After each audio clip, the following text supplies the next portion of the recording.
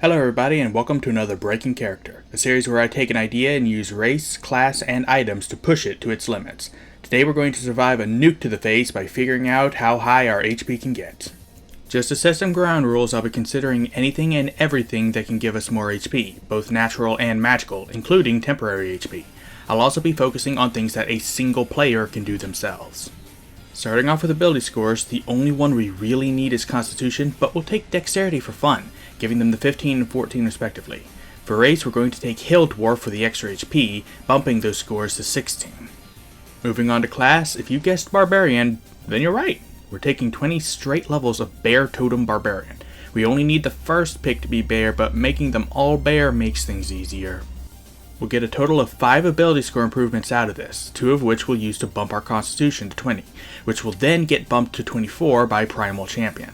The other 3 will be used to take the Tough feat, Medium Armor Master, and Fighting Initiate feat for the Defense Fighting style. The last 2 are just for fun. Now it's time for items, and this is where things get a little silly. We're going to start off with a set of half-plate armor of Psychic resistance.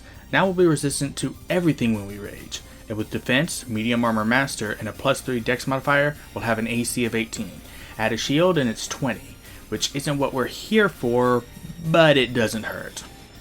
Our other 2 attunement slots will go to the Luck Blade and Ring of 3 Wishes. We technically only need the ring, but the idea is to be able to do what comes next more than once. We'll be using a cast of Wish from each to cast both Aid and False Life at 8th level, increasing our HP by 35 and granting up to 48 temporary HP.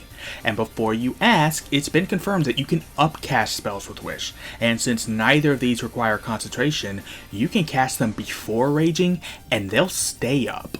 So to sum up, with a +7 Constitution modifier, we'll have up to 380 HP naturally, with another 20 from being a Hill Dwarf and another 40 from the Tough feat for 440. With 35 from Aid and 48 from False Life, we'll have 523. And while raging, we'll effectively have 1048, thanks to our resistances. Almost enough to survive the one-hit wonder. Anything else? Good fucking luck. Granted, this does require you to roll max health with every level, and roll max health on False Life, and waste 2 wishes, but it is possible. And hey, if you take away the do-it-yourself rule, then you can get a couple of friends to cast Aid and False Life at 9th level instead, adding another 10 HP, which then gets doubled to 20. You know, because we didn't have enough already. You may also be wondering, why waste the attunement slot on the armor? Psychic damage is rare unless you're fighting specific creatures, so why not instead skip the Medium Armor Master and Fighting Initiate and just max out Dexterity for an AC of 24?